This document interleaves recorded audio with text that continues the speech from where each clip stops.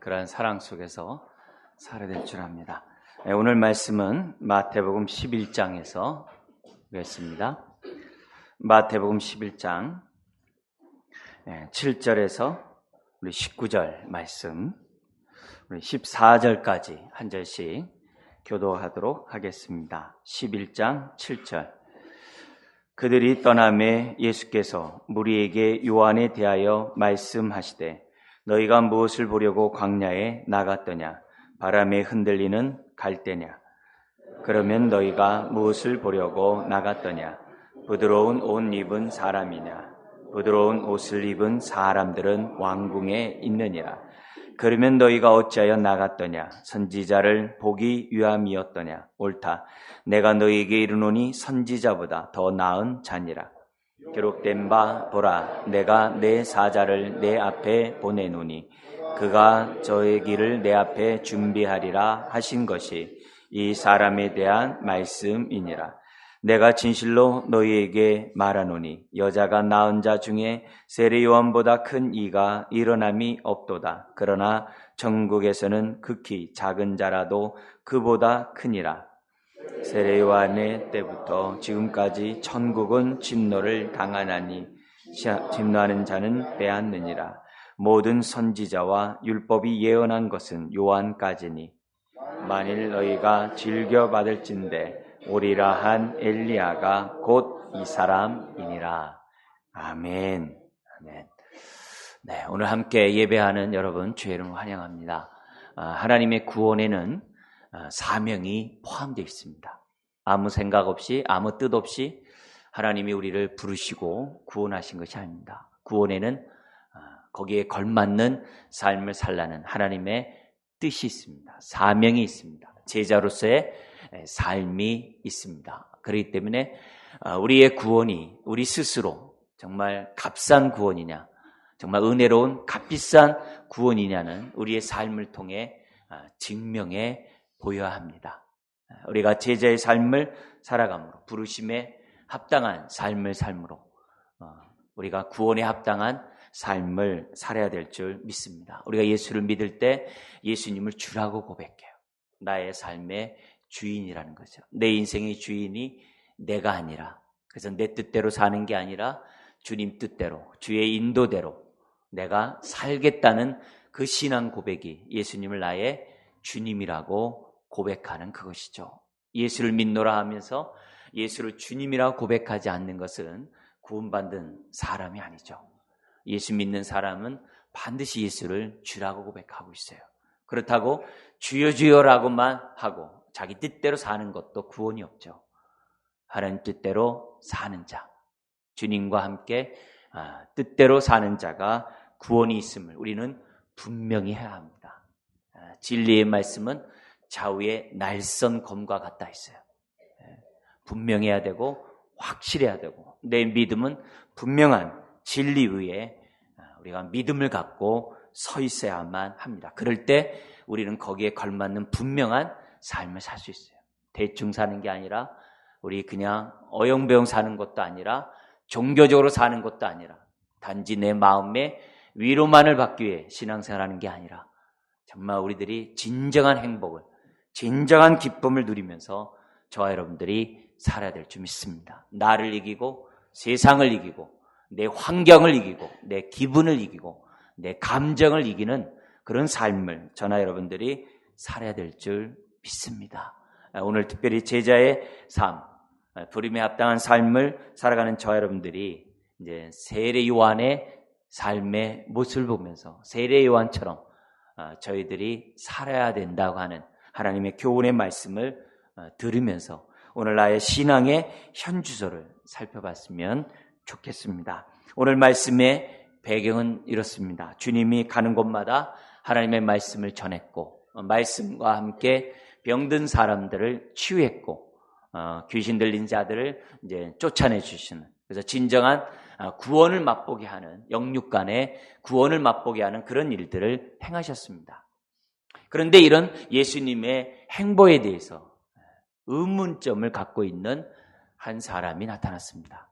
그는 예수님을 향하여 보라 세상 죄를 짊어지고 가는 하나님의 어린 양이라고 외쳤던, 선언했던 세례 요한이었습니다. 예수님을 향하여 나는 그의 신발끈 그조차도 풀기에 감당하지 못할 정도로 겸손하게 고백했던 세례 요한이 예수님의 행보를 보면서 의문을 가져요. 그 당시 세례 요한은 그 당시 헤롯 안티바라고 하는 그 사람, 동생의 아내를 취한 것에 대한 그 불의함에 대하여 그의 죄를 지적했다가 감옥에 갇혀 있는 그런 상황입니다. 감옥 바깥에서 자기가 메시아라고 가르쳤던 그 예수님의 그 행보가 자신이 이해할 수가 없는 거예요. 왜냐하면 세례 요한은 공의를 선포했죠. 회개하라. 회개하지 않으면 하나님 나라에 들어갈 수 없다. 그 당시 종교적으로 무장되어 있는 유대인들, 형식적이고 외식적으로 살고 있는 그들을 향하여 회개의 메시지를 전했고, 그리고 이런 모든 것들을 싸매주고 정말 구원을 베풀 메시아가 나타날 텐데 그가 바로 예수 그리스도다. 그러면서 자기가 기대했던 메시아 상이 있었어요. 근데 자기가 생각했던 그 메시아와 약간의 이제 차이점을 가져오는 거죠. 어떻게 보면 세례 요한의 입장에서 보는 아직 예수님에 대해서 잘 알지 못했기 때문에 오는 오해죠. 그러자 세례 요한은 감옥에서 자기 제자를 불러다가 예수님에게 보내서 질문을 합니다. 우리가 보지 않았습니다만 3절에 이런 질문을 예수님에게 와서 세례 요한의 제자가 말합니다. 예수께 여짜도 오실 그 이가 당신이오니까? 정말 당신이 메시아입니까? 아니면 우리가 다른 일을 기다리오리까? 다른 메시아를 기다립니까? 이렇게 질문합니다. 여기에 대하여 우리 주님은 내가 메시아다 입술로 고백하기보다는 메시아가 오면 이런 일들이 나타나겠다고 하는 그 징조를 이사야 선지자를 비롯한 많은 선지자가 메시아가 오면 이런 일이 일어날 것입니다 라고 했던 그 증거를 예수님이 모아서 한 말씀으로 인용합니다. 그게 5절이에요. 같이 읽어볼까요? 맹인이 보며 못 걷는 사람이 걸으며 나병 환자가 깨끗함을 받으며 못 듣는 자가 들으며 죽은 자가 살아나며 가난한 자에게 복음이 전파된다 하라. 메시아가 오면은 이런 일이 있겠다고 하는 그 증거의 현상을 예수님이 전함으로써 뭘 얘기한 겁니까? 세례 요한이 기다렸던 메시아가 바로 나라는 거죠. 그러니까 나 때문에 오해하지 말고 심지어는 6절처럼 실족하지 않기를 바란다고 하는 그 말을 세례 요한의 제자에게 알려줘서 보냅니다. 자, 그런데 이런 상황을 들었던 예수님 주변에 많은 무리들이 있었어요. 무리들은 여러 가지 생각할 수 있는 거죠. 아니, 예수님에 대해서 증언했던 세례 요한이 의심해? 있을 수 없다는 측면에서 세례 요한에 대해서 부정적인 마음을 갈 수 있겠죠. 또 하나는 혹시라도 세례 요한처럼 예수님에 대해서 오해하는 무리들이 있을 수 있겠죠. 여러 선지자 중에 혹시 한 사람은 아닌가? 메시아가 아니라 그냥 하나님의 백성을 긍휼히 여기셔서 보내신 선지자 중에 뛰어난 선지자가 아닌가? 이런 생각을 가진 사람이 있을 수 있다는 거죠. 이런 상황에서 오늘 우리 주님은 그게 아니라 세례 요한이야말로 참된 하나님의 종이다. 모든 선지자 중에 가장 뛰어난 선지자다. 그렇게 칭찬을 하고 인정을 해요. 왜요? 그렇게 함으로 세례 요한이 증거한 메시아가 바로 예수라고 했던 그 진리가 사실인 것을 그 당시 무리들이 깨닫도록 하기 위해서 간접적으로 세례 요한의 증언을 너희들이 믿고 내가 바로 하나님이 보내신 바로 그 메시아라는 사실을 세례 요한이 증거했는데 그것을 믿도록 하기 위해서 직접 메시아라고 얘기하면 참 좋을 텐데 그러지 않으세요. 귀 있는 자만 듣게 하셨어요. 하나님의 은혜를 받은 자만 믿게 하셨어요. 왜요? 예수님이 대놓고 메시아라고 하면은 예수님을 십자가에 죽이지 않죠.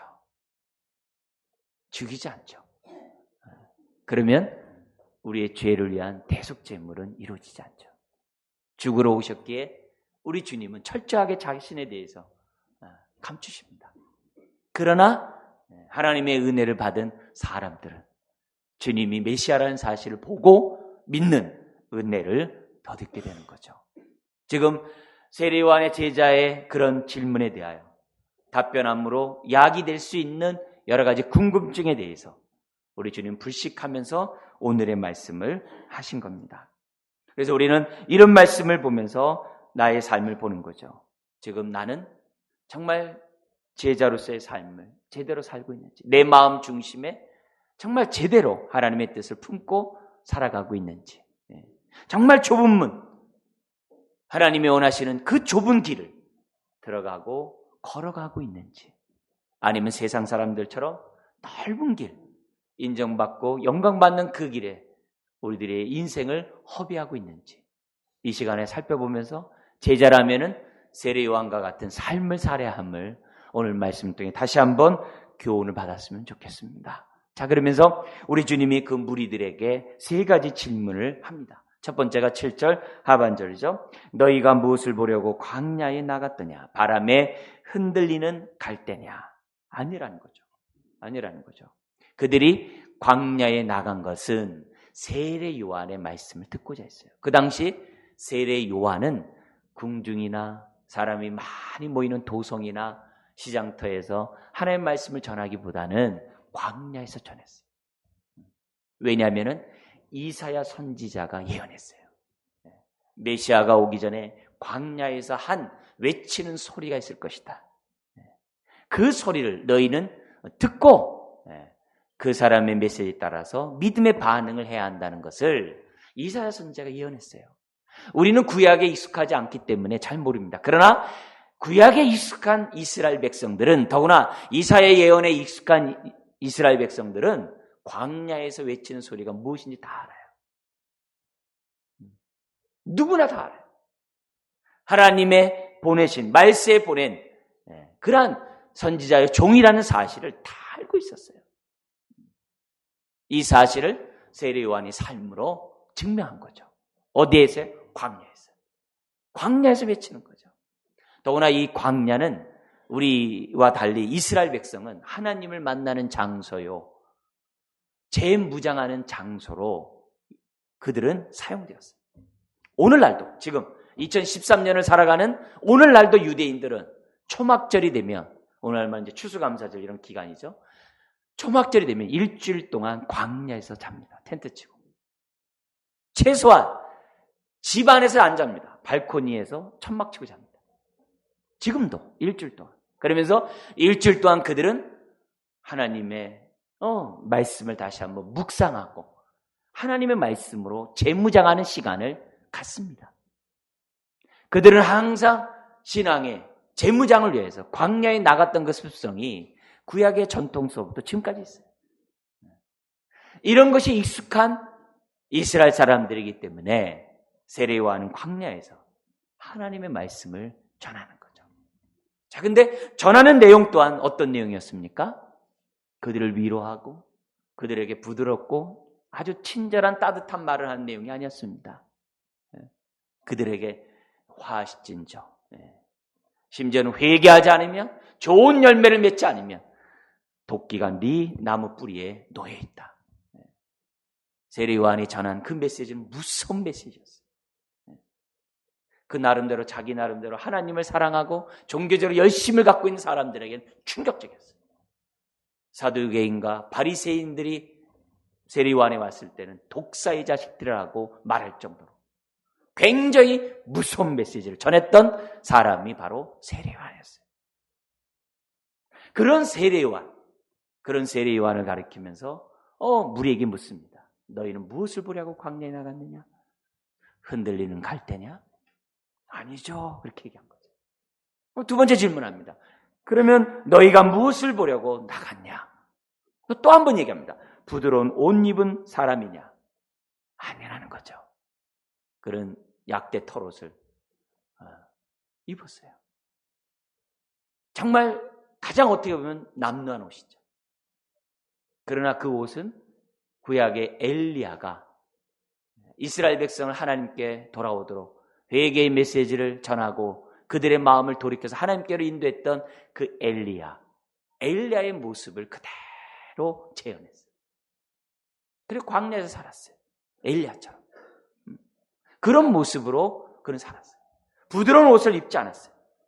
그러면서 주님이 그래요. 부드러운 옷을 입은 사람은 왕궁에 있느니라. 세례요한은 어떻게 하든지 간에 자기가 부름받은 그 사명을 감당하기 위해서 그의 삶 자체가 엘리야처럼 생활하고 엘리야처럼 옷 입고 엘리야처럼 살았던 것을 보게 됩니다. 그래서 세 번째 질문을 하는 거예요. 그래서 9절에 우리 한번 같이 읽어볼까요? 그러면 너희가 어찌하여 나갔더냐? 선지자를 보기 위함이었더냐? 옳다. 내가 너희에게 이르노니 선지자보다 더 나은 자니라. 선지자보다 더 나았다는 얘기뿐만 아니라 14절까지 세례 요한이 바로 누구냐? 구약의 엘리야. 말라기 선지자, 구약의 마지막 성경책이 말라기서입니다. 근데 그 말라기서의 그 마지막 예언이 뭐냐면 엘리야 같은 사람이 와서 백성들의 마음을 돌이켜서 하나님께로 인도하는 사역을 하는 사람이 나타난다 그랬어요. 그게 바로 누구냐면 세례 요한이었어요. 세례 요한이었어요. 바로 그 사람이 오리라 약속했던 그 엘리야가 바로 누구냐? 바로 이 세례 요한이라고 14절에서 얘기를 합니다. 14절 우리 같이 읽어볼까요? 만일 너희가 즐겨받을진대 오리라 한 엘리야가 곧 이 사람이니라. 구약에 익숙하지 않은 우리들에서 이 말이 참 많은 것들을 제가 설명해야 됩니다만 이 시간에는 그런 거 설명하는 것보다도 지금 뭐예요? 예수님은 세례 요한을 인정하고 있다는 것. 그렇게 함으로 세례 요한의 메시지에 백성들이 귀를 기울이고 믿고 예수 앞에 나올 것을 우리 주님은 말씀하고 있다는 그 측면에서 오늘 본문을 여러분에게 전하려고 해요. 자, 세 가지 질문을 통해서 우리가 깨달을 것은 뭐냐면 제자는 주님의 그 질문의 의도 속에서 우리가 교훈을 받아야 돼요. 우리가 세 가지 교훈을 우리가 한 질문을 통해서 배우기만 하는데요. 첫 번째 질문은 오늘 우리가 왜 교회에 나왔냐 이게. 흔들리는 갈대를 보려 나왔냐 이게. 아니죠. 여러분들이 교회에 나온 이유는 진리의 말씀을 듣기 위함인 줄 믿습니다. 그렇다면 오늘 우리가 정말 제자로서의 삶을 살아가는 저와 여러분들, 목사인 입장에서 저는 어떻게 될까요? 저는 다른 말씀을 전하는 게 아니라 바른 진리의 말씀만을 전해야 될 사명이 있는 거죠. 그죠? 그래서 제자인 저 자신은 목사로서 바른 진리 외에 다른 것을 전하라 해서는 안 되죠. 하나님의 뜻이 무엇이고 하나님이 나를 향해 우리를 향해 어떠한 삶을 원하시는지 그런 것들을 잘 분별해서 여러분이 전하는 거죠. 심지어는 여러분의 마음이 굳어 있다고 한다면 깨뜨리고 회개하는 부드러운 마음을 만들어서 하나님을 향하여 정말 하나님을 찾도록 만드는 것이 저의 사명인 줄 믿습니다. 반면에 제자인 여러분은 어떻습니까? 교회에 와서 여러분이 듣고자 하는 메시지가 어떤 메시지가 되기 원합니까?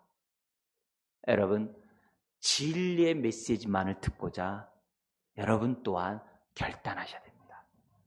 여러분, 이 말씀의 뉘앙스가 굉장히 극과 극입니다.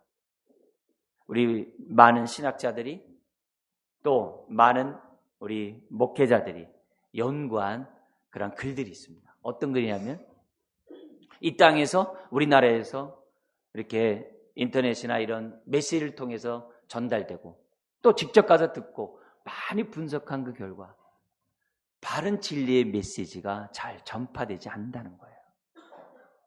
많은 메시지가 전파되지만 전파되는 내용의 많은 부분은 성도들의 마음에 맞춰져 있다는 거예요. 성도들의 마음이나 위로하고 성도들의 마음이나 격려하고 성도들이 하늘나라에 대한 소망을 갖는 것보다도 이 땅에서 만사형통하고 이 땅에서 우리 이런 표현이 어떤지 모르지만 잘 살도록 하게 하는데 초점이 돼 있다. 하나님의 뜻보다는 사람에게 맞춰져 있다. 사람 중심의 메시지를 전하고 있다는 거예요. 그 얘기는 무슨 말입니까? 그만큼 강단에서 목회자가 하나님의 바른 진리의 말씀을 전하지 않고 있고, 성도들이 바른 진리의 말씀을 듣기보다는 자신에게 위로가 되고 육적인 축복을 주는 그런 곳에만 초점을 맞추고 있다는 거예요. 그래서 결론이 뭐냐면 한국 교회가 위기라는 거예요. 왜요? 바른 진리가 선포되지 않고 바른 진리를 듣고자 하지 않기 때문에 한국 교회가 위기라는 거예요. 이런 측면에서 오늘 이 메시지를 본다고 한다면 주님이 오늘 우리들에게 요구하는 얘기 그거예요. 내가 듣고 싶은 말만 들으려고 하지 말라 이게. 내가 원하는 말만 듣고자 하지 말라 이게. 흔들리는 갈대처럼 요 말씀은 아멘하고 저 말씀은 싫어하고 또 이 말씀 듣고자 여기 가고 저 말씀 듣고자 저기 가고 그런 식으로 하지 말고 우리가 하나님의 말씀을 들을 때는 정말 진리의 말씀을 또 진리의 말씀만을 듣고자 저나 여러분들이 중심을 잡아야 합니다. 여러분 말씀은 내 중심이 아니라 하나님의 말씀이 중심이 되어야 할 줄 믿습니다. 제자는 자기 중심으로 신앙생활하면 안 돼요. 오늘 예배를 드리면서 여러분이 갖고 나오는 기본적인 마음은 다른 게 아니에요. 바른 진리만을 듣고자 이 자리에 나와야 될 줄 믿습니다. 그런 의미에서 저 자신은 바른 진리 가운데 서 있어야 되는 거죠. 계시록 2장 12절에 보면 예수님을 향하여 뭐라고 말씀하냐? 예수님은 좌우의 날선 검을 갖고 계신 분이라 했어요. 좌우의 날선 검은 뭡니까? 바른 진리, 분명한 진리, 엄격한 진리를 갖고 계신 분이라는 거죠. 그렇기 때문에 예수님은 그 진리에 합당한 삶을 사셨고 그 진리를 전하는 데 있어서 아주 담대했던 것을 봐요. 세례 요한이 그렇게 당당하게 외쳤던 것은 다른 게 아니죠. 그 당시 최고 지도자인 바리새인을 향하여 독사의 자식들이라고 말한 건 바른 건 아니죠. 그가 바른 진리 가운데 서 있기에 바른 진리를 선포했다라고 믿습니다. 여러분 오늘 저나 여러분들이 분명히 기억해야 될 것은 다른 게 아닙니다. 하나님 앞에 나올 때마다 바른 진리의 말씀을 사모하고 진리의 말씀만을 듣고자 저와 여러분들이 해야 한다는 겁니다. 여러분 세례 요한과 같은 목회자가 되도록 저를 위해서 기도해 주시고 여러분들은 또한 그 말씀을 들을 수 있는 마음밭이 되도록 기도하시기 바랍니다. 여러분 바른 진리가 선포되는 그런 강단이 적다라는 그런 평가 앞에서 우리는 다시 한번 한국교회 위기뿐만 아니라 오늘 우리들의 위기를 생각하게 됩니다. 우리는 빨리 우리의 믿음의 수준을 높여야 돼요. 그래서 하나님의 말씀을 들을 때 젖만 먹는 게 아니라 밥을 먹을 수 있도록 정말 우리가 빨리 믿음의 수준을 높여야 됩니다. 그래서 갈대처럼 내가 세스파에 휘둘려서 이리 휘둘리고 저리 휘둘리고 세상이 원하는 대로 내가 막 세속화되고 그냥 내 마음도 정함이 없는 것처럼 사는 그런 사람이 되어서는 안 됩니다. 양심이 무뎌지고 하나님의 말씀에도 깨닫지 못하는 그런 정말 돌짝밭 같은 마음밭들을 갖지 않도록 저나 여러분들이 조심해야만 합니다. 두 번째, 제자는 어떻게 살아야 됩니까? 우린 8절의 주님의 질문을 통해서 생각해 볼 수 있습니다. 여러분 세례 요한은 어떤 옷을 입었다고요? 약대 털옷을 입었다 했어요. 메뚜기와 석청만 먹으면서 살았어요. 그리고 광야에서 주로 살았어요. 왜 그랬을까요? 다른 게 아니었어요. 그가 편안한 잠자리, 좋은 부드러운 옷, 여러분 좋은 음식 그가 먹기를 싫었겠습니까? 사람인데 사람이라면 다 좋아하죠. 근데 그렇게 살지 않았어요. 왜 그랬을까요? 다른 게 아닙니다. 자기의 삶이 하나님의 말씀을 선포하고 전하는데 조금이라도 방해될까 봐 두려워서 자기의 삶이 하나님의 말씀을 조금이라도 제대로 전하는 삶이 되도록 하기 위해서 세리와는 정말 절제의 삶을 살았어요. 간편의 삶을 살았어요. 그의 삶은 화려하지 않았어요. 거창하지 않았어요. 아주 심플했어요. 그리고 그의 삶은 하나님의 말씀을 드러내는데 조금 더 방해되는 그런 삶을 살지 않았어요. 이걸 통해서 저나 여러분들이 배워야 될 제자의 삶이 뭡니까? 우리의 삶은 내 삶을 통해 주님이 드러내도록 해야 한다는 거예요. 남들이 나보면서 주님에 대해서 오해를 주도록 행동하면 안 돼요. 우리 같은 삶으로 당신이 믿는 예수라면 안 믿겠다라고 말해서는 안 돼요. 간디가 통치하던 영국 사람에게 하는 얘기가 그 얘기잖아요. 정말 성경에서 말하는 예수대로 믿기만 한다면 내가 그리스도인이 되겠다라고. 믿노라 하면서 그들이 하는 행동이 주님의 가르침과 다르기 때문에 믿을 수가 없는 거죠. 제자의 삶은 다른 게 아닙니다. 세리 요한을 통하여 우리에게 주는 메시지는 그거예요. 너의 삶이 말씀을 전하는 삶이 되라. 그래서 우리의 언어가 하나님의 말씀이 우리의 언어가 되도록 해야 돼요. 주님의 성품이 우리의 성품이 되도록 해야 한다는 거예요. 그래서 나 때문에 우리 집안이 구원을 받아야 되는데 나 때문에 우리 집안이 구원받지 못한다고 한다면 이건 문제죠. 나 때문에 내 이웃이 구원받아야 되는데 나 때문에 내 이웃이 구원받지 못한다면 이건 제자로서의 구원받은 자의 삶이 아니라는 거죠. 주여 주여 하면서 좁은 문을 들어가기를 원하는 저나 여러분들은 다른 게 아니에요. 삶이 말씀을 전하는 삶이 돼야 돼요. 세례 요한이 강력한 메시지를 전할 수 있었던 건 다른 게 아니에요. 삶과 그의 메시지가 일치했기 때문에 그래요. 오늘 제자로서의 삶을 살아가는 저와 여러분 다른 것 없습니다. 주님, 우리가 외적인 화려함에 신경 쓰기보다는 내적인 정결함에 신경 쓰게 해주십시오. 그릇이 많이 있어도 깨끗하지 않으면 쓸 수 없다 그랬어요.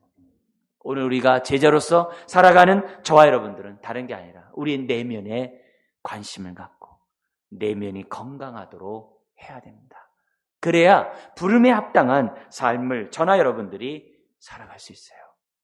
그리고 교회 안에서 서로를 볼 때도 외적으로 서로를 봐서 안 됩니다. 서로를 보더라도 그 사람의 내면을 볼 수 있어야 돼요. 내면을 볼 수 있어야 돼요. 외적인 모습을 보다가는 세례 요한처럼 예수님에 대해 오해도 할 수 있어요. 저나 여러분들이 내적인 데 초점을 가지고 온 교회가 진실한 하나님의 그릇, 깨끗한 그릇이 종이 되고자 할 때 그런 사람을 보면 존경하게 되죠. 그런 사람을 보면 마음의 위로를 받게 되죠. 그런 사람을 보면 저절로 힐링이 되죠. 우리 교회가 그래야 돼요. 그런 사람이 존경을 받고 인정을 받고 정말 많은 사람에게 도움을 주는 그런 교회가 되어야 됩니다. 여러분, 세례 요한이 메시지를 전할 때 세례 요한은 프로그램이 없었어요. 세례 요한이 보여주는 어떤 화려함이 없었어요.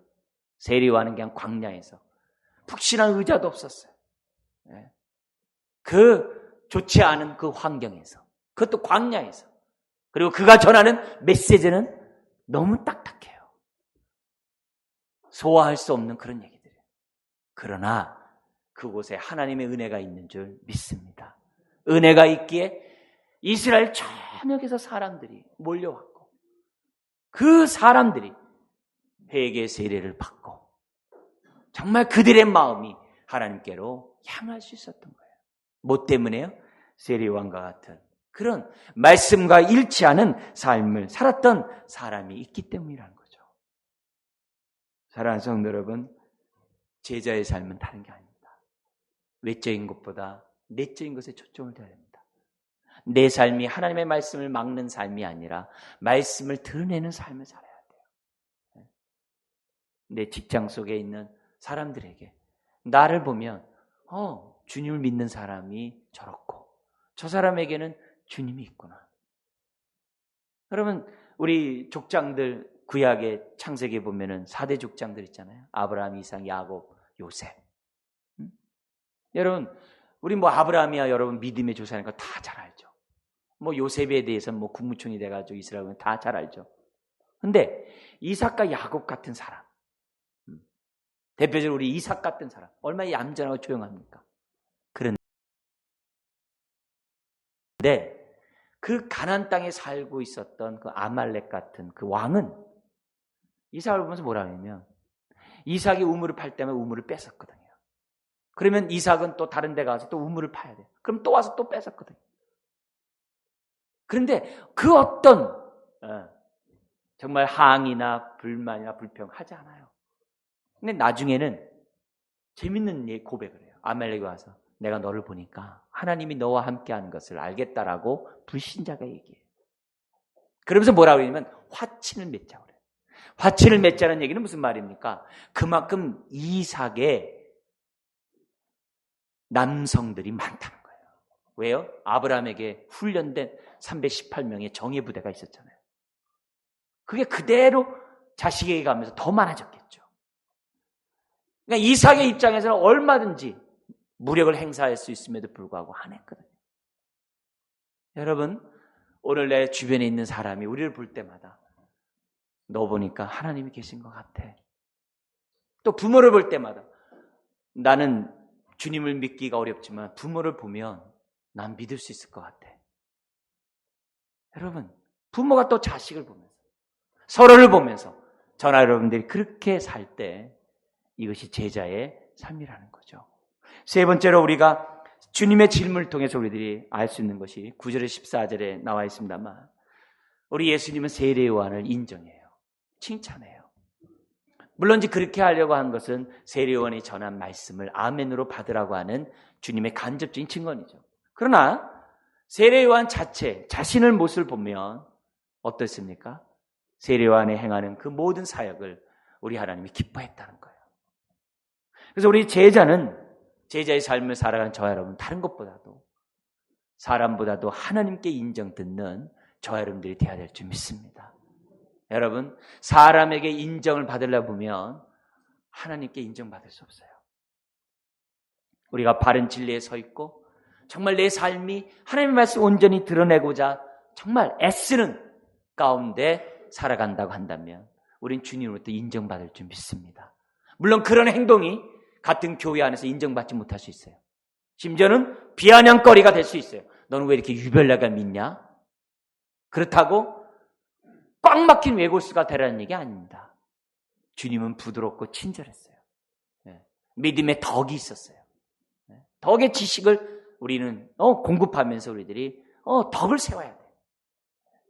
우리가 뭐 그런 얘기하는 게 아니죠. 그러나 중요한 것은 우리가 사람보다는 하나님께 인정받아야 돼요. 여러분, 세상의 역사는 사람의 인정에 따라서 진행되어 왔다는 책이 있어요. 근데 그 책을 보면 사람들이 어떤 일을 결정할 때마다 사람을 너무 의식한다는 거예요.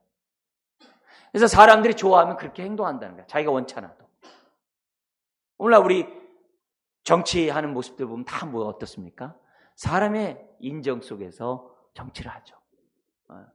모든 일들이 그래요. 세상 일이 그래요. 그러다 보니까 어떻게 돼요? 옛날에는 통했던 법이 지금은 통하지 않아요. 옛날에는 옳았다는 것이 지금은 틀린 것들이 한두 가지가 아니에요. 그게 아니라 우리는 하나님께 인정받아야 돼요. 그러려면 다른 것이 없습니다. 세례요한과 같이 사는 거예요. 특별히 우리 10절과 같은 삶을 살아야 될 줄 압니다. 10절 같이 읽어볼까요? 기록된 바 보라 내가 내 사자를 내 앞에 보내노니 그가 내 길을 내 앞에 준비하리라 하신 것이 이 사람에 대한 말씀이니라. 아멘. 지금 이사야의 예언을 지금 주님이 인용하면서 바로 이 세례요한이 그 예언자다, 예언한 사람이다 이렇게 얘기한 거예요. 여기서 우리가 뭘 배워야 되냐면 세례요한처럼 예수만을 증거하자. 우리의 삶. 그리고 또 하나는 세례 요한이 주님의 초림을 예비했던 것처럼 예비한 게 뭐예요?